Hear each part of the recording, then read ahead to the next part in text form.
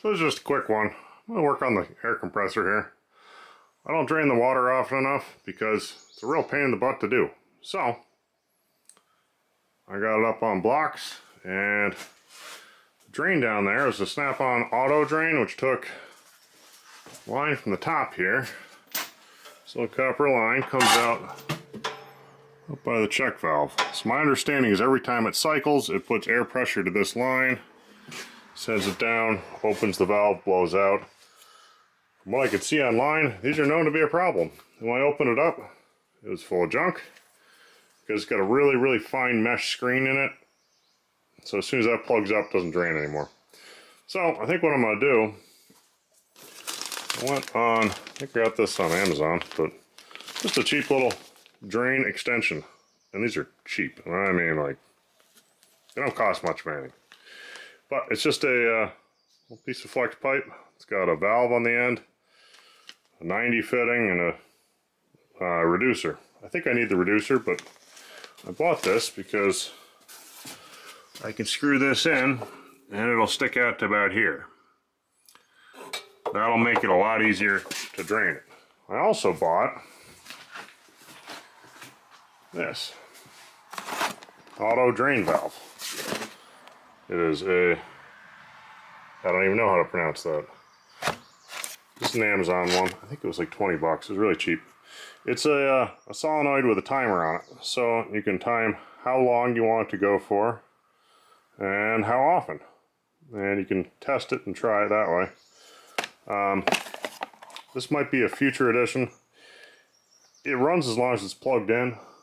When I'm not in the shop, which sometimes I'm not in the shop for few days, I don't need to just be blowing air all the time and scaring the dogs, because that's kind of connected to my house. And you can manually turn it off here too. So I thought this thing, maybe I'll add on. I'd like to put this out from under the tank so you can actually see it. So this will go on that extension line if and when I actually put it on there. If anybody's used these, let me know. There's a whole bunch of different brands and they all looked identical. So, I mean, it's literally just a little solenoid valve. There's a solenoid and a solenoid magnet here with a timer on it. And I was thinking about take the plug off and then wire it into the control wiring so it's only going when the compressor's going. The compressor is 220. This is 110, so I should be able to pull one hot leg.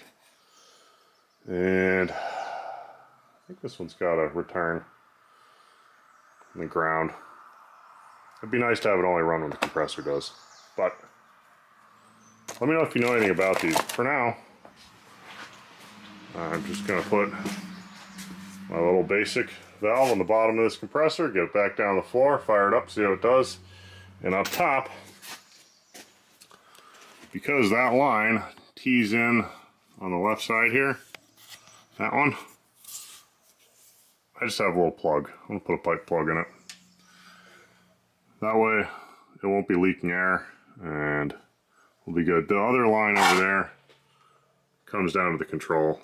So I think that's gonna be the best way to do this. I read about some other guys doing it the same way, and I guess there's been a lot of problems with the manual valve, like the one I've got on this compressor. I liked the sound of it. I love manual stuff generally, but if it's always going to be a problem, I'd rather be able to just go over here, squirt some out on the valve. I had a manual valve teed into it because it was leaking, but you had to reach under and you couldn't catch it. I just filled that tray up with water and got a little bit of rusty junk came out. But it's pretty humid around here. You can see my concrete's wet just from humidity. So I need to be able to drain this more regularly, and I think this is going to be the key. I don't think you're going to be able to see me working just because there's no space, but let me put this together and I'll show you how it comes out. Alright, well, I got it put together and it's back down on the floor. I'll show you what I did. I bent some old damp welding rods to hold some hoses. This is the old fitting from the top. I didn't bother to take the hose out, it's just sitting there. But I got down the top here, there's a pipe plug in there so that won't leak. And over here, I totally forgot I had it sitting here until I started moving junk. Got an air dryer. It's got an auto drain on it, which I've been meaning to put in for a while. So I got that plumbed in. It's a really simple system. I didn't bother to put a regulator in there because, well, I usually like having as much pressure as I can. And this whole tank's only set to about 110, I guess. So I'd probably turn it up a little bit if I wanted. Now, I said the inside was sort of junky. This is what came out of the bottom of the tank. Let's see if I can get to focus. You can see this end has a screen that was all plugged up. That went into the tank out of a 90, and then that's where it actually drained out of, and it was leaking. And over on this side, there's a little diaphragm and a piston, and it does move. And I used it in the sink to see if I could clean it out, and it sort of functions, but everybody's had problems with them I've seen online, and that little screen, the water that came out wouldn't look horrible, but I'm sure there's some junk in here. It's not a new compressor. But here's what I got here instead. I turned the 90 out of the bottom of the tank facing toward us, screwed this in, and now I can drain it out this way. It's hard to do with one hand.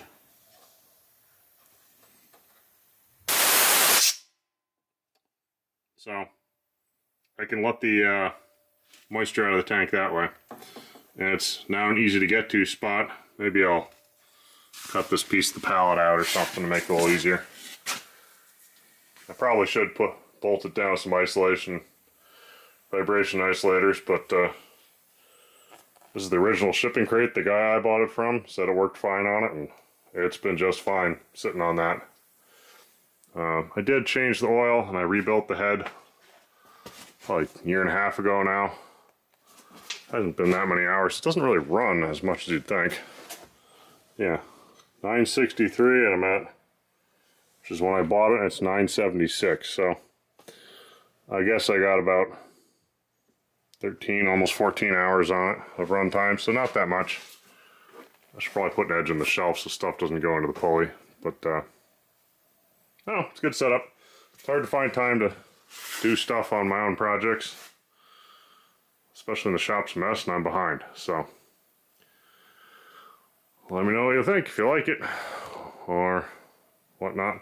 And we got some stickers to put up soon and a whole bunch more videos that I'm editing right now. So like, subscribe, comment, let me know what you think, and hope to see you soon. Have a good one.